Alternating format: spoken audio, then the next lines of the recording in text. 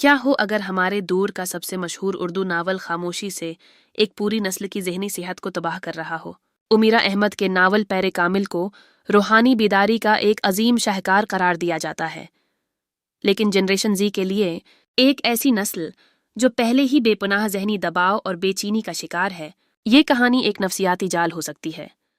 اس video میں ہم نفسیات اور حقائق کی روشنی میں پیر کامل کے تاریک پہلو کا جائزہ لے رہے ہیں۔ اس کہانی کا مرکزی کردار سالار سکندر ہے، ایک نوجوان جس کا IQ 150 سے زیادہ ہے اور جس کا حافظہ فوٹوگرافک ہے۔ اس کے باوجود اسے ایک انتہائی مغرور شخص کے طور پر متعارف کرایا گیا ہے، جس میں خود کو تباہ کرنے کے رجحانات اور اس جملے کے ساتھ ایک جنون ہے۔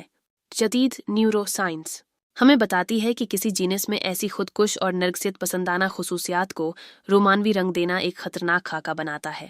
نوجوان کاری، خاص طور پر ٹین ایجرز، انتہائی زہریلے رویے کو ایلی ذہانت اور بالآخر روحانی نجات کے ساتھ جوڑنا شروع کر دیتے ہیں۔ یہ اس خیال کو معمول بناتا ہے کہ کوئی شخص آپ کو مکمل جذباتی اذیت سے گزار سکتا ہے، بالکل ویسے ہی جیسے سالار نے کیا جب اس نے عارضی طور پر امامہ سے شادی کی اور اسے طلاق دینے سے انکار کر دیا اور اسے بے یار و مددگار چھوڑ دیا۔ جنریشن زیڈ کے پڑھنے والے نادانستہ طور پر اس مسیحا کمپلیکس کو اپنے اندر بٹھا رہے ہیں اور یہ مان رہے ہیں کہ زہریلے رویے کو برداشت کرنا گہری محبت کی طرف ایک ضروری قدم ہے۔ چونکہ یہ ویڈیو AI بول رہی ہے یا بلوائی گئی ہے تو تلفظ کی غلطی ہو سکتی ہے، اس کے لیے معذرت۔ پھر امامہ ہاشم کی کہانی آتی ہے، ایک لڑکی جو ایک سخت مذہبی پس منظر اور زبردستی کی شادی کے خطرے سے فرار ہوتی ہے۔ اگرچہ اس کے سفر کو سچائی کی ایک متاثر کن تلاش کے طور پر پیش کیا گیا ہے، لیکن یہ بڑی حد تک انتہاؤں پر انحصار کرتا ہے، مذہبی بیانیے کے نفسیاتی اثرات پر ہونے والی تحقیق سے پتہ چلتا ہے کہ سخت اخلاقی ضابطے اور خوف پر مبنی تشریحات احساسی جرم اور خوف کے گہرے جذبات پیدا کر سکتی ہیں۔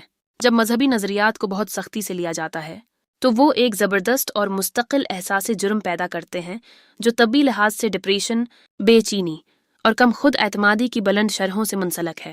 جنریشن زیڈ ذہنی تضاد کے بارے میں انتہائی حساس ہے۔ ایک ایسی کہانی پڑھنا جہاں شدید مصائب، تنہائی اور احساس جرم کو ایمان کے واحد درست راستوں کے طور پر پیش کیا گیا ہو، ذہنی پریشانی کو جنم دیتا ہے۔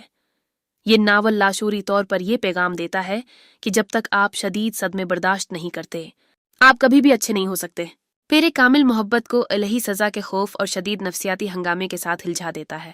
اگرچہ یہ تبدیلی کی انسانی صلاحیت کو دریافت کرتا ہے، ہمیں تنقیدی طور پر جائزہ لینا چاہیے کہ یہ نوجوان اور حساس ذہنوں کو حدود، اپنی قدر اور صحت مند روحانیت کے بارے میں کیا سکھاتا ہے۔